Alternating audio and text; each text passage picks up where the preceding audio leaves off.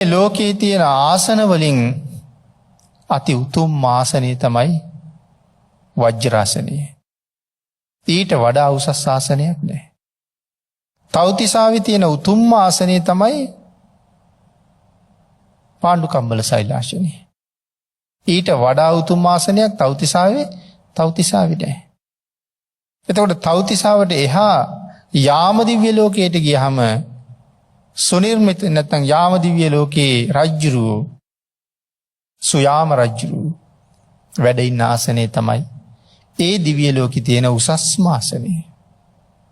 එතනින් එහාට ඊළඟ දිව්‍ය තලයට ගියහම තුසිත සන්තුසිත දිව්‍ය රාජ්‍යයේ වැඩ ඉන්න ආසනේ තමයි ඊළඟ උසස්ම ආසනය. ඒ දිව්‍ය තලවලින් ඊළඟට බ්‍රහ්ම තලවලත් එහෙමයි. නමුත් ඒ සියලුම ආසනවලට වඩා ලෝකේ තියෙන උසස්ම ආසනයට කියන්නේ වජ්‍රාසනය කියලා.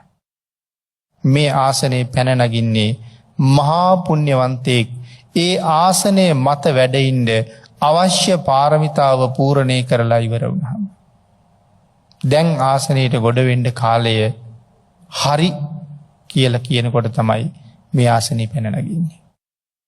ඒකට කියන්නේ වජ්‍රාසනය කියලා. මොනවටද වජ්‍ර කියලා කියන්නේ? වජ්‍ර කියලා කියන්නේ දියමන්ති වලට.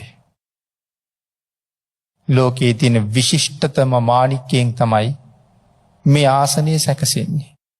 දියමන්ති කියලා කියහම දියමන්ති වලත් ප්‍රභේද ඇති. මණික් කියලා කියහම මණික් වලත් ප්‍රභේද තියෙනවා. රත්තරන් කියලා කියහම රත්තරන් වලත් ප්‍රභේද තියෙනවා. මෙතන දියමන්ති කියලා කියහම සාමාන්‍යයෙන් අපි ලෝකේ දකින දියමන්තියකට වඩා අති උසස් වූ මාණික්කයක් ගැනයි මේ කියන්නේ.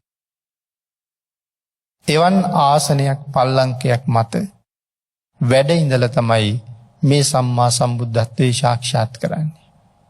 පින්නතුනි අන්න ඒ නිසා තමයි ලෞතුරා බුද්ධත්වයේ ලබලත් තවත් දින කීපයක් භාග්‍යතුන් වහන්සේ ඒ සුවය භුක්ති විඳ විඳ ඒ ආසනයටම වෙලා වැඩ ඉන්නේ.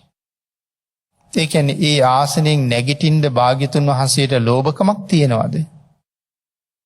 ඒ ආසනයේ උඩ තව තවත් වැඩ ඉන්න භාග්‍යතුන් වහන්සේට තණ්හාවක් තියනවද? එහෙම දෙයක් නැහැ. උන්වහන්සේ බුද්ධත්වයෙන් පස්සේ මේ ආසනයේ උඩ වැඩ ඉඳගෙන මෙනෙහි කරන්නේ මේ ආසනයේ මත වාඩි වෙන්න මේ සංසාරේ මම කොච්චර දේවල් කළාද? මොන තරම් කැපකිරීම කළාද? ජීවිතේ කොයි තරම් දුන්නද? මාංශය මොන තරම් දුන්නද? ඇස් ඉස් මස්ලේ කොයි තරම් දුන්නද? අහසේ තරු වලට වඩා ඇස් දන් දුන්නා කියලා කියහම පින්නතුනි උපමාවක් නැති හින්දා තමයි අහසේ තරු ගත්තේ. වෙන කරන්න උපමාවක් නැහැ. නමුත් දේශනා කළේ තරුහා සමානව ඇස් දන් දුන්නා කියලා නෙමෙයි, තරු වලට වැඩි ඇස් දන් දුන්නා කියලා. මහා සාගර ජලයට වඩා ලේ දන් දුන්නා කියලා කිව්වේ. මහා පෘථුවියේ පසට වඩා මස් දුන්නා කියලා කිව්වේ. දරුවෝ දන් දෙනකොට, බිරිඳ දන් දෙනකොට, රාජ්‍ය දන් දෙනකොට පින්නතිනි පෘථජන මට්ටමේ ඉඳගෙන මහ පොළොව කම්පා වෙන්න දන් දෙන්න කෙනෙකුට පුළුවන් වෙයි. නමුත් මහා බෝසතාණන් වහන්සේ විතරක් දාන 7ක් දෙනවා. ඒ දාන දෙනකොට මේ මහ පොළොවේ භූමිකම්පා ඇති වෙනවා. ඝනකඩ බොල් පොළොවට ඒක දරන්න බැරුව යනවා. මෙහෙමත් දන් දෙන්න පුළුවන්ද කියලා. නමුත් මේ දාන දෙන්නේ මාර්ගඵලලාභීෙක් නෙමෙයි, පෘථජන කෙනෙක්. මහ පොළොව කම්පා කරවන්න දන් දෙන්න තරම් සංසාරේ දානය කොයි තරම්නම් ප්‍රගුණ කරලා ඉඳද? වෙස්සන්තර මහ බෝසතාණන් වහන්සේ දන් දෙනකොට මහ පොළොව කම්පා වෙනවා. ඉතින් මම මේ ආසනයට ගොඩ වෙන්න කොයි වගේ දේවල්ද කළේ කියන කාරණාවයි මේ ප්‍රීතියෙන් මෙනෙහි කරන්නේ. තමන් ඒ කරපු කැපකිරීමේ ප්‍රතිඵලය මම භුක්ති විඳලා ඉන්නේ, ප්‍රතිඵලය නෙලාගෙන ඉවරයි කියන ප්‍රීතියයි භාග්‍යතුන් වහන්සේ මේ ආසනයේ මතට වෙලා භුක්ති විඳින්නේ.